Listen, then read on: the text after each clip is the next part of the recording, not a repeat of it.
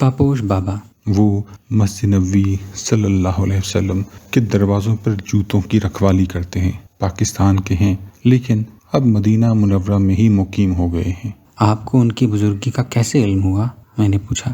پچھلی مرتبہ جب میں مدینہ حاضر ہوا تھا تو میں نے دیکھا کہ باب نسواں سے باہر دہلیز پر ایک آدمی بیٹھا سردی میں ٹھٹر رہا ہے۔ میں گھر جا کر ایک کوٹ اور ایک سویٹر اٹھا لایا اور آ کر اس آدمی کو پیش کیا۔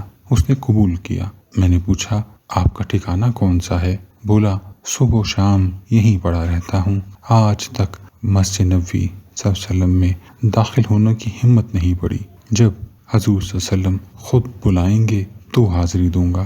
میں نے کہا، مسجد نبوی صلی اللہ علیہ وسلم میں جاتے کیوں نہیں؟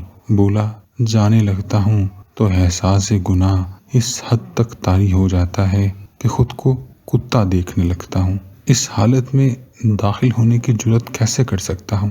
میں نے پوچھا، ٹھکانہ تو خیر ہو گیا، کھانے کا انتظام کیا ہے؟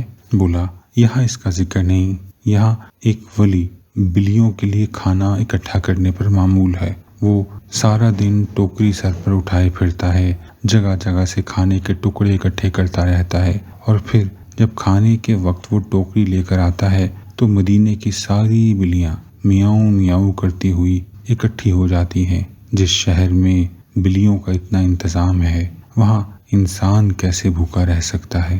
میں نے اس سے پوچھا، کیا تو اس ولی کو جانتا ہے جو بلیوں کی خوراک جمع کرنے پر مامور ہے؟ بولا، میں نہیں جانتا، وہ سامنے باب نسواں میں جو شخص جوتوں کی رکھوالی کرتا ہے وہ اسے جانتا ہے۔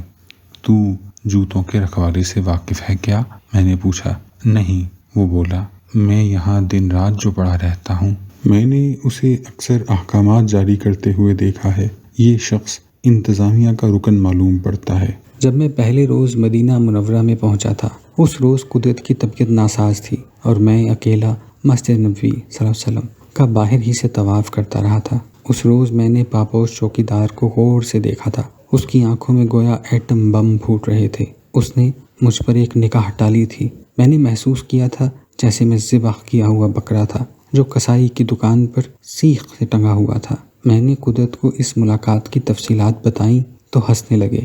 بولے، بزرگوں کو یوں دہقانوں کی طرح آنکھیں پھاڑ پھاڑ کر نہیں دیکھا کرتے۔ تو پھر کس طرح دیکھا کرتے ہیں؟ میں نے پوچھا۔ اس کے آداب ہوتے ہیں۔ مجھے تو آداب نہیں آتے، میں نے جواب دیا۔